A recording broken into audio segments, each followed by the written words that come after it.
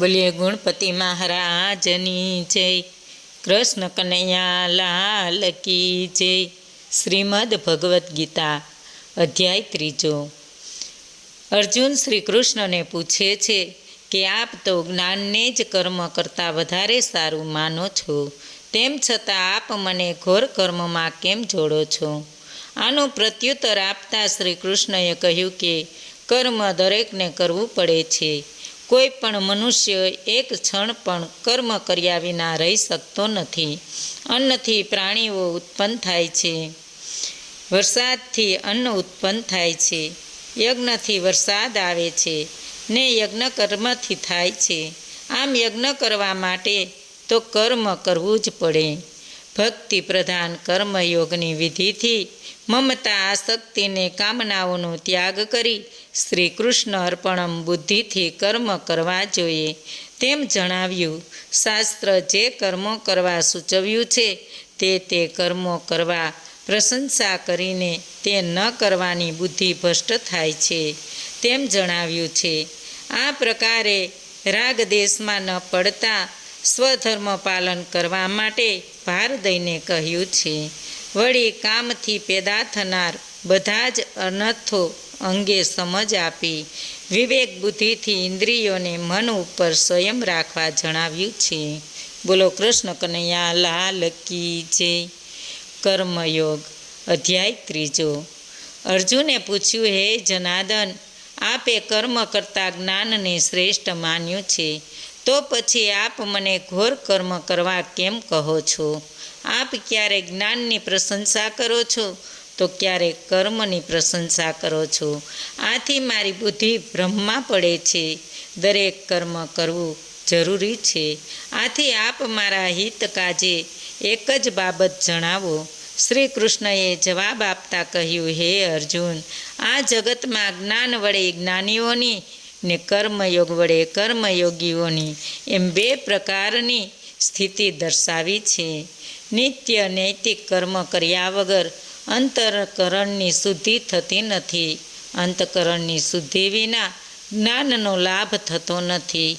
જ્ઞાનના લાભ વિના મોક્ષ પ્રાપ્તિ થતી નથી। કર્મ ત્યજવાથી મોક્ષ પ્રાપ્તિ થતી નથી। દરેકે કર્મ કરવું જરૂરી। કોઈ પણ મનુષ્ય કર્મ કર્યા વિના એક ક્ષણ પણ રહી શકતો નથી, કારણ કે બધા પ્રાણીઓ પ્રકૃતિના ગુણોને વંશ થઈ કર્મ કરે છે। જે કર્મ ઇન્દ્રિયો સ્વયં કરી મનથી વિષયોનું સેવન કરે છે તે મૂર્ખને દંભિક કહેવાય છે। પણ જે મનુષ્ય મનથી જ્ઞાન ઇન્દ્રિયોને દબાવી ફળ માટે અનાસક્ત થઈને કર્મયોગનું અનુષ્ઠાન ઇન્દ્રિયો દ્વારા કરે છે તે શ્રેષ્ઠ છે। સંધ્યા, ઉપાસના વગેરે કર્મ દરરોજ કરવા જોઈએ। જો તું બધી રીતે કર્મ કરવાનું છોડી દેશે તો તારું શરીર પણ ટકી શકશે નહીં। ફળની ઈચ્છા વિના કર્મ કર। ઈશ્વર નિમિત્ત કર્મ સિવાયના બીજા કર્મ બંધનમાં નાખનાર છે। આથી ફળની ઈચ્છા ત્યજી દઈ કર્મ કર। અગાઉ બ્રહ્માએ યજ્ઞ સહિત પ્રજાને સર્જી ત્યારે તેમણે કહેલું કે આ યજ્ઞ વડે તમે દેવોને સંતુષ્ટ કરો તો દેવો તમને વાંછિત ભોગ આપશે, પરંતુ તમને જે આપ્યું તે તમે દેવોને અર્પણ કર્યા વગર ભોગવો તો તમે ચોર ઠરો। યજ્ઞ કર્યા પછી વધેલું જમનારા સજ્જન છે તે સર્વ પાપોથી મુક્ત થાય છે, પણ જે મનુષ્ય પોતાના માટે રાંધે છે તે પાપનું ભક્ષણ કરી રહ્યા છે। પ્રાણીઓની ઉત્પત્તિ અન્ન વડે થાય છે, અન્ન વરસાદથી થાય છે, વરસાદ યજ્ઞથી થાય છે, યજ્ઞ કર્મથી થાય છે, કર્મ વેદથી ઉત્પન્ન થાય છે ને વેદ પરમાત્મામાંથી ઉત્પન્ન થાય છે।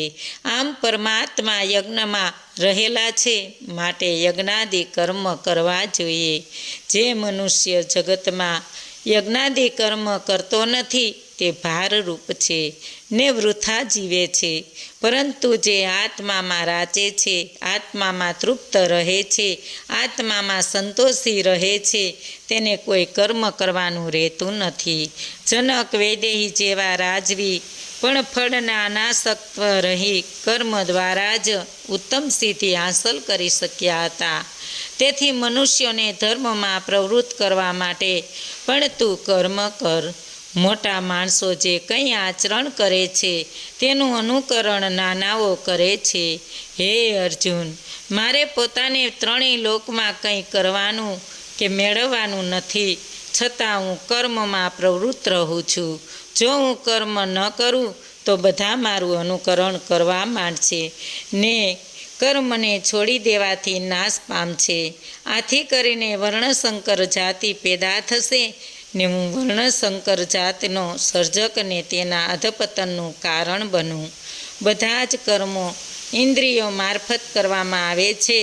અજ્ઞાની મનુષ્ય કર્મમાં આસક્ત થઈ કર્મ કરે ને હું કરું છું એમ માની લે છે, જ્યારે જ્ઞાનીઓ કર્મમાં આસક્ત થયા વગર કર્મ કરે છે.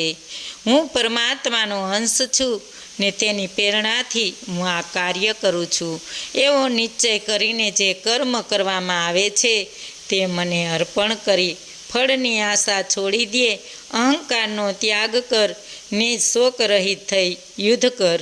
જે મનુષ્યો મારા વચનોમાં શ્રદ્ધા રાખી દ્રોષ દ્રષ્ટિ વગરના થઈ અહંકાર રહિત બનીને મારા મતને અનુસરે છે તે મનુષ્ય કર્મ કરતો હોવા છતાં જ્ઞાનીની જેમ તે કર્મથી મુક્ત થાય છે. દરેક ઇન્દ્રિયોને પોતાના રાગ દેશમાં રહેલા છે તે રાગ દેશને વંશ ન થવું જોઈએ. રાગ દેશ બંને મોક્ષ માર્ગના શત્રુઓ છે. આથી કરીને રાગ દેશ જીતીને પોતાના ધર્મનું પાલન કરવું ઉત્તમ છે. પોતાના ધર્મમાં મૃત્યુ થાય તે ઉત્તમ છે, કેમ કે સ્વધર્મથી સ્વર્ગ સુખ મળે છે, જ્યારે બીજો ધર્મ નરક અપાવે છે.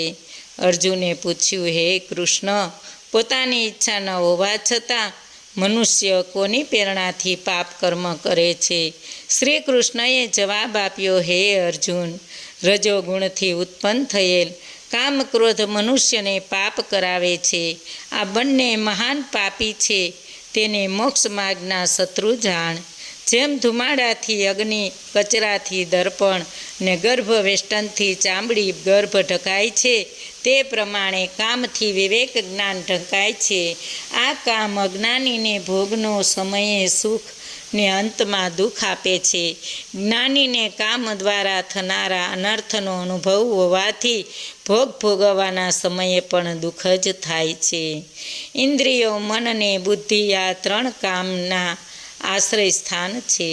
કામ જ પોતાના આવરણથી જ્ઞાનને ઢાંકીને જીવાત્માને મૂર્ખ બનાવે છે. માટે તું પ્રથમ ઇન્દ્રિયોને વંશ કર, જ્ઞાનનો નાશ કરનાર કામનો નાશ કર. ઇન્દ્રિયોનો દેહથી અલગ છે, બુદ્ધિ મનથી અલગ છે. મન ઇન્દ્રિયોથી પર છે, આત્મા બુદ્ધિથી પર છે. માટે હે અર્જુન, આત્માને બુદ્ધિથી મહાન ગણીને બુદ્ધિથી મનને અંકુશમાં લઈ કામરૂપી શત્રુનો નાશ કર. ઇતિ શ્રીમદ ભગવદ્ ગીતામાં શ્રી કૃષ્ણ અર્જુન વચ્ચે થયેલ સંવાદમાં કર્મયોગ નામનો 3જો અધ્યાય સંપૂર્ણ. બોલો કૃષ્ણ કનૈયા લાલ કી જય. 3જા અધ્યાયનું માહિતમ ફળ. પાર્વતીજી શંકર ભગવાનને અને લક્ષ્મીજી વિષ્ણુ ભગવાનને કહ્યું, હે પ્રભુ, આપ હવે મને 3જા અધ્યાયનું માહિતમને તેના ફળ વિશે જણાવો. તે સાંભળી અમે કૃતાર્થ થઈએ. આથી કરીને શંકર ભગવાને પાર્વતીજીને ને વિષ્ણુ ભગવાને લક્ષ્મીજીને આ મુજબની કથા કહી સંભળાવી. કૌશિક વંશમાં જડ નામનો એક બ્રાહ્મણ થયો. તે વેદશાસ્ત્ર જાણનાર હોવા છતાં પોતાના કર્મે કરીને અધોગતિ પામ્યો હતો. તેણે અનેક પ્રકારના વેપાર દ્વારા પુષ્કળ ધન એકઠું કર્યું હતું. તેને આ ધનનો સદુપયોગ ન કરતા દુરુપયોગ કરવા માંડ્યો. જુગાર, શરાબ, વેશ્યાગમન વગેરે દૂષણોમાં પડી તેણે સઘળું ધન ગુમાવ્યું. તેથી કરીને તેને ચોરીના રવાડે ચડી ફરીથી ધન એકઠું કર્યું. એક દિવસ કેટલાક લૂંટારાઓ રાતના સમયે તેના ઘેર જઈ તેને મારીને તેની પાસે જે ધન હતું તે લઈ ગયા. આ બ્રાહ્મણ પ્રેત થયો. તે પ્રેત યોનિમાં તેના કર્મ અનુસાર ઘણો દુઃખી થઈ ગયો. આ બ્રાહ્મણને મોહ નામનો એક પુત્ર હતો. તે વેપાર અર્થે પરદેશ ગયો હતો. જ્યારે તે પોતાને ગામ પાછો આવ્યો ત્યારે પોતાના પિતાના મૃત્યુના સમાચાર જાણીને તે દુઃખી થયો. તેને તેના પિતાની ઉત્તર ક્રિયા કરવા છતાં તેના પિતાનો પ્રેત યોનિમાંથી ઉદ્ધાર ન થયો. એક દિવસે મોહને ત્યાં તેનો મિત્ર બહાર ગામથી આવ્યો. બીજા દિવસે સવાર થતાં તેના મિત્રે નાહી ધોઈને સ્નાન સંધ્યા કરી ગીતાજીના 3જા અધ્યાયનો પાઠ કરવા માંડ્યો. આ સમયે પેલા બ્રાહ્મણનો પ્રેત યોનિમાંથી ઉદ્ધાર થયો. તેને માટે એક સુંદર વિમાન આવ્યું ને તે વિમાનમાં બેસવા ગયો. ત્યારે અપ્સરાઓએ તેનું સ્વાગત કર્યું. આ વખતે મોહે તેના પિતાજીને પૂછ્યું કે તમારો ઉદ્ધાર કેવી રીતે થયો? ત્યારે તેના પિતાએ કહ્યું, તારા આ મિત્રએ ગીતાજીના 3જા અધ્યાયનો પાઠ કરવાથી તે સાંભળતા મારો ઉદ્ધાર થયો. છતાં તને એક કામ સોંપું છું. મારો ભાઈ અને આપણા પૂર્વજો હજી નરકમાં દુઃખ ભોગવે છે. તેમને દુઃખમાંથી મુક્ત કરવા 3જા અધ્યાયનો નિત્ય પાઠ કરજે.